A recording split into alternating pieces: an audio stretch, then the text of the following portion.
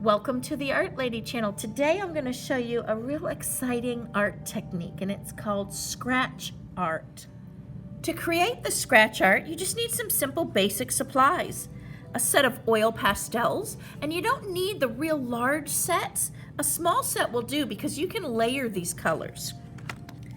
Some type of a black marker, and if it's a little bit wider, it's better, so the extra fine tip doesn't work so well. You want a nice thick line.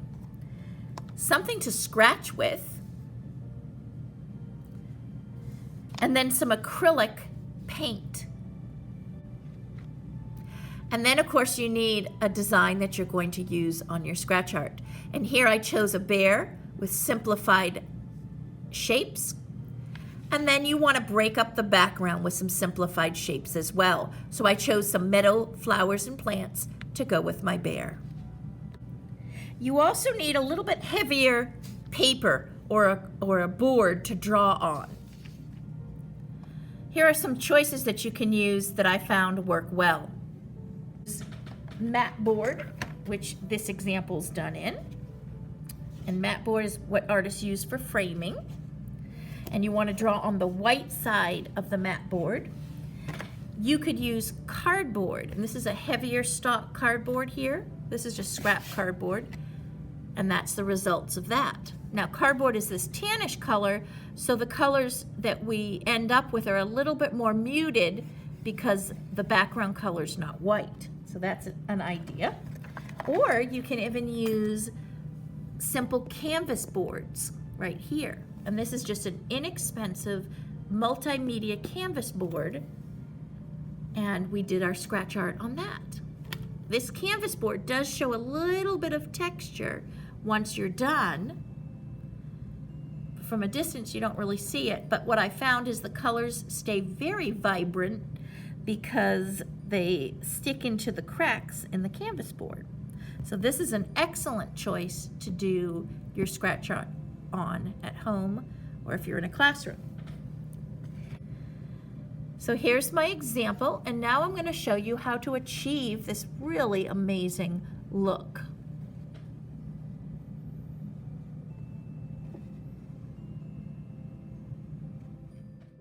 The first thing you want to do is to choose a subject and create the image in a large, bold, simplified drawing in the center of your page.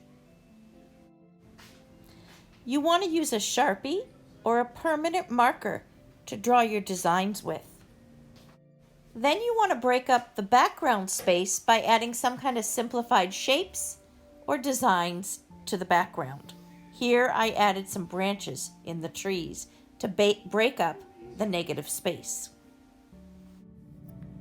Once you have your image drawn for your scratch art, then you're going to use light, bright colors. So I'll show you an example from this oil pastel tray here. So if you were to choose, say, some darker colors like this darker green, it's not going to show up as well when you add the black paint on top and then scratch off. So the best choice for colors are the lighter, brighter colors. So I would choose, if I'm going to do my leaves, some yellow greens and some green, and then maybe some of this olive green here. So I would not be choosing the real dark values. And here's some pale green. These would be all good choices to choose. And you can layer these colors on top of each other. So I'll demonstrate quickly how I do this. I just trace in, and you can go right over the black Sharpie line, that's fine. And I just trace it in, and then I go in a circular motion and just fill in the spots. You want it to be a solid area of color. And again, you can even lay on another color on top. That's fine to blend. But you want it to fill in all white areas and white spots. And I just gently do it in a circular motion. And if I have a lot of crumbs, I kind of just blend them in. And then I don't smear the crumbs with my hand. You can just pick it up and tap it when you're done. And again, light, bright colors show up the best. See how I can blend the two colors together. I'm not pushing really hard, but it's hard enough so that all the white is covered. That, for example, would be too light, because when I paint my acrylic paint on top, it's going to fill in the white spots. So you want to have a good coating of the oil here, the oil pastel in your canvas. Like so. If you're going to do, for example, this is going to be a bear, so I'm going to be using some values of brown, but you can blend this. So if you start off light, or start off with light pressure, for example, the way I'm doing it here, I want to have this so that it looks like it has some fur texture.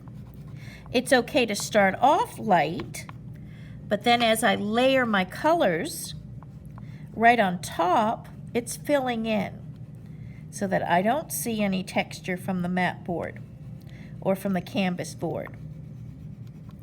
So I'm giving my bear different values of brown from light to dark. And then I can go ahead and give some darker shading down here. Again, I'm not going to do a lot of dark because this won't show well once I scratch it off. It'll blend too much with the black, but I'll give a little bit. And then this is a light tan, so I can bring tan right on top.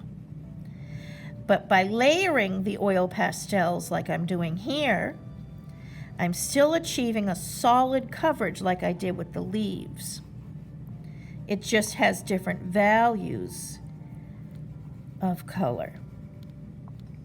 But again, you want to make sure that all the white is covered with a nice layer of this oil pastel. And then you can even go back in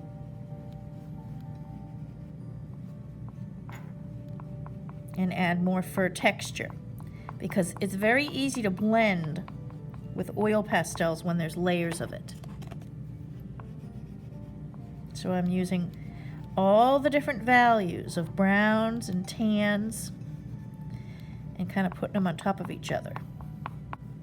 So that's how you can build your color up. When I have some what I call crumbs, which is pieces of oil pastel, the best way to do this, instead of smearing it with your hand, is to take your board and just tap it, and you'll get the crumbs coming off your paper like this, because you don't want to smear the oil pastel everywhere. And then what I usually do is, you can scoop it up even by taking your board, putting them in a little pile like this, scoop them into a pile, and then bring them to the trash barrel. When working on the art project, it's really best to start top to bottom. That way your arm is not smearing what you've already done. But if in the case like mine, you've already done something at the bottom, to protect this artwork, if you just put a paper towel down, that way when you put your hand or your arm, you rest it for coloring, it won't smear what you've already done. And this just protects the colors. So that's a way of doing that. Once the area has been completely covered with lots of light, bright colors. And remember, you do not want to use any black or real dark colors. You can see in this turtle example that I did, it's all just really bright colors in simple, bold shapes. And the ocean, I did some variations of blues, and little bits of teal.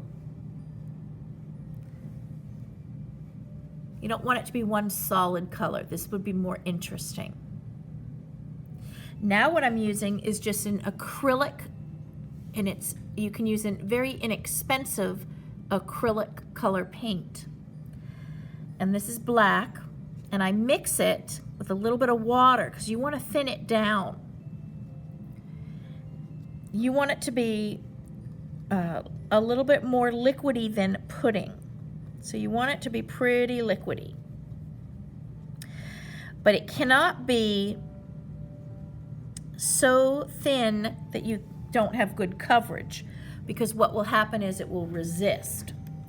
And it's best to test the acrylic color on an area and then before you do your whole picture. So once you have your paint mixture, you're just going to do some long strokes back and forth, and you want to do a very thin coat. If it shows through, then you can always do 2 coats, but it's best to do it very thin, and you don't want it to resist. So if it's resisting a bit, you need to make it a little bit thicker. And I'm just keeping nice, smooth, even coverage, and I don't want any puddles showing. So I'm thinning this down, and I can actually see, if I tip it sideways, you might be able to see. Maybe if I tip it this way, you can see a little bit through it. So I still can see my image a little bit. That's okay. You want it to be pretty thin. If it's too thick, what's going to happen is when you scratch off, you'll get flakes, big flakes coming off, and you don't want that. Just want a nice, even coverage.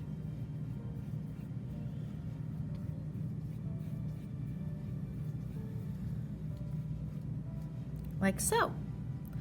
And I'll show you what that looks like when it's done. All right, I'm going to show you what it looks like when the paint dries, and you can actually see through the paint a little bit here. And that's okay. If you want to do a second coat, you can, but I found that because we're scratching off most of this, it doesn't really matter. So I just do 1 thin coat like this, and then I'm using these wood sticks here. And I just wanted to show you the package it came from. But you could also use like a toothpick. You could also use a barbecue skewer. That really works well. Those bamboo barbecue skewers because they have a nice hard tip. But these are what I have for my students. And then just go ahead and start scratching. And if you notice here, I can see through it, so I'm just going to draw the shape. And then I like to scratch in a pattern. So maybe for the circle center, I'm just going to do it all in one direction. And it's up to you how you want to scratch off. If you want to scratch it all off, if you want to leave some of the black showing, that's up to you on your design. But I'm going to show you how I'm going to do each flower petal. For the flowers that come out and around like this, I'm going to just trace their edges first. And then I'm going to do it in the direction. I'm going to do it like a radial design coming out. So the direction of the way I scratch is important, because that leaves little tiny lines. Let me blow this up so you can see. So I'm doing it kind of coming out radial. So it's going to come out like this. My lines will come off in that direction. And I just scratch it. And if you notice, it's making, let me get it really big so you can see. It's making little crumbs. So when you do this, it's important not to rub the crumbs with your hands. And again, you can leave some of the black showing or scratch most of it off. That's up to you. But this is the beauty of scratch art, is leaving some of these lines. You could even do it in a crosshatch pattern, which is, I'll show you on a shell here. Here's my turtle shell. And a crosshatch would be all in one direction, straight lines. And then you come in the opposite direction and scratch across. Let me see that. See? So that's like a checkerboard or crosshatch design. Now, for the crumbs that are built up, I just give a tap, and then I'll bring this to the trash barrel very carefully. So I do it on a paper towel. So let's bring this back in so you can see. So just very carefully. Now the waves, I'll show you how I'm going to deal with the waves. So your lines are going to be scratched in the direction that you feel would be best. So if my waves go horizontally across the page, then I want my scratching to go in that direction as well. So I'll show you how I do that. Let's bring this down so you can see. So if you have long lines, like I do in my waves, I'm going to be coming across like this. And you can create some really beautiful patterns. And it's up to you how much of it you want to scratch off. I'm going to trace around my turtle leg here. And then I can do some shadow and leave some of the black. Maybe I want to leave wider space where it meets the turtle and then come in closer to create lighter value in the waves and scratch more of it off. So it's not necessary to scratch completely, just enough or the way you want the color to come through. So I'm going to leave more toward where it meets the actual leg. So here's my turtle leg, and I can get some real fun pattern in that turtle leg. Now I've kind of jumped around here to show you some examples of how to scratch, but I would recommend when you're scratching this, let me get my crumbs out of here. See how much crumbs it makes? It makes quite a bit. So just every once in a while, go back to your trash can and get rid of that. But what I would suggest is either working top to bottom, or if you want to work out, middle and out, I would do all my turtle shell first and then work the waves last. And that way you can move around your board.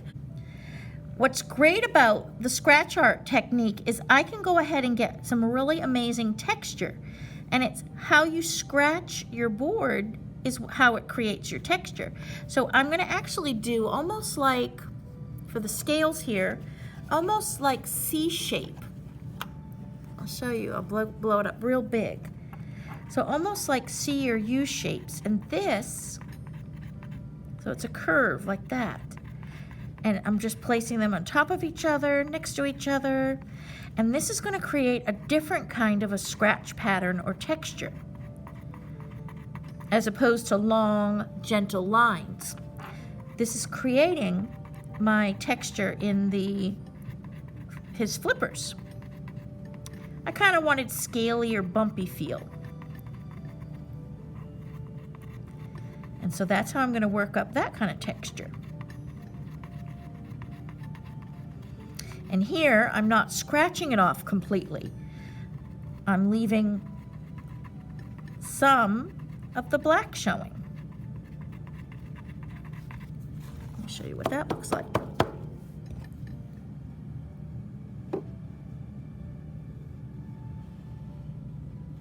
Like so.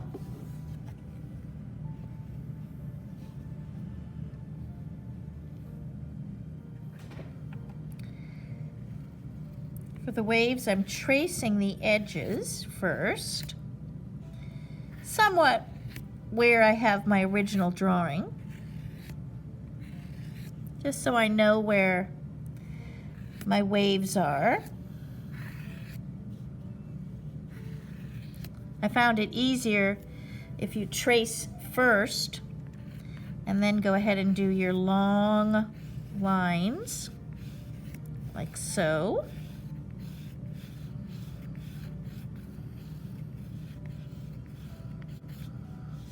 And then here's the next color.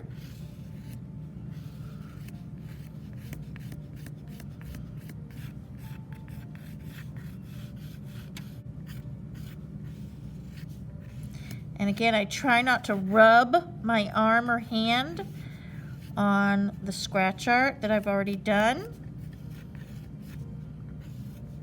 And if you find you have to, for example, when I do this part, I just take a paper towel to rest my hand as I go ahead and scratch this part.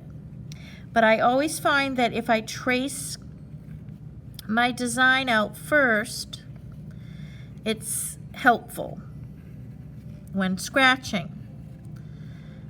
And it's what's there before the pattern. And sometimes I'm off as I trace, and that's okay. As you scratch out, you'll see where you might have made a mistake, where it's a little bit, sometimes when it's too dark, you can't see the exact pattern. And then once I have it traced, then I go back and do my scratching.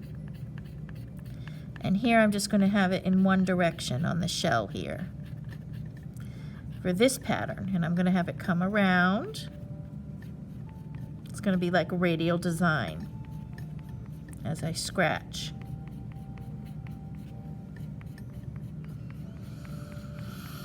Just to give you an idea of how you can scratch it.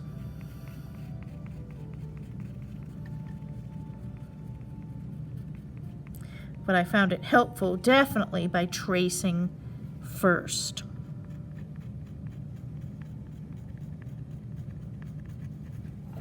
There.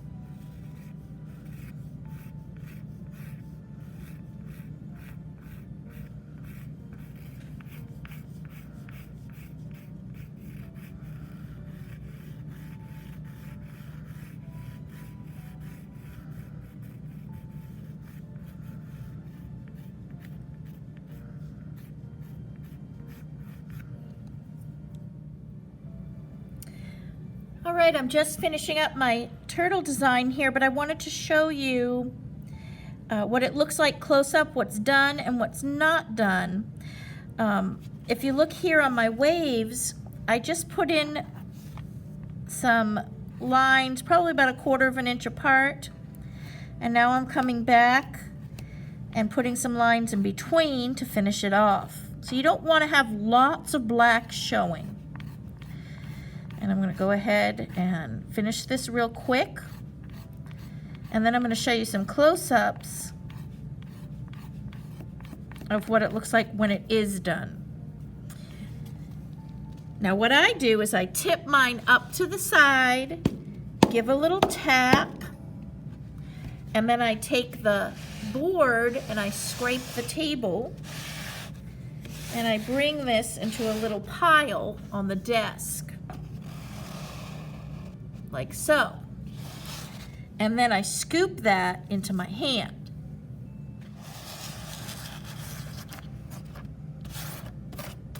You can scoop it into your hand, or you can scoop it into a paper towel. And then you just bring it to the garbage. So that's how I clean up my excess. Give a tap and then scrape again. And then you see the little pile that can go into the garbage. Now let's look closely at what it looks like to be finished. So if I look here at the center, you notice that I haven't taken every speck of black off, but there's an even coating of black removed. Same thing with the orange area. And again, I did these in the direction coming out. This would be a radial design. So all my lines, they went in a radial direction outward as I scratched. So I scratched in this direction. But this is, you can see the amount of black that I did leave on.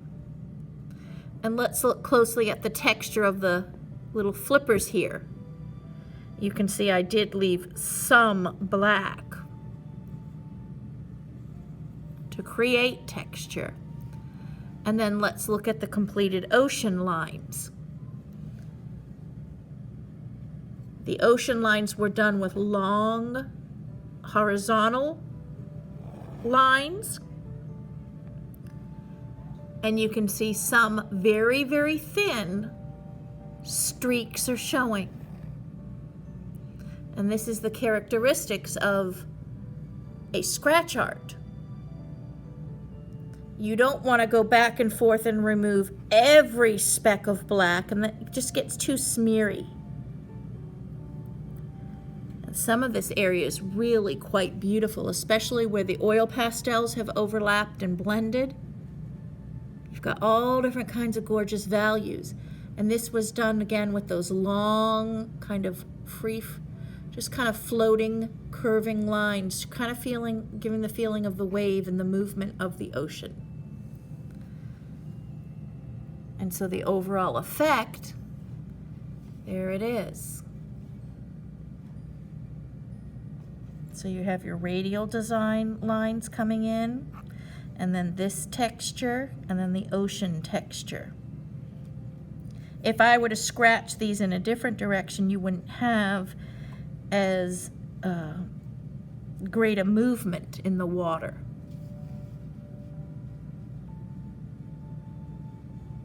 So there you have your scratch patterns. Well, I hope you enjoyed this video. Thank you for watching. Don't forget to hit the like button. And if you would like to join my Patreon account, you can go ahead and click on the title of the video and it will take you to a link. And I want to give a big shout out to all those patrons who support my channel.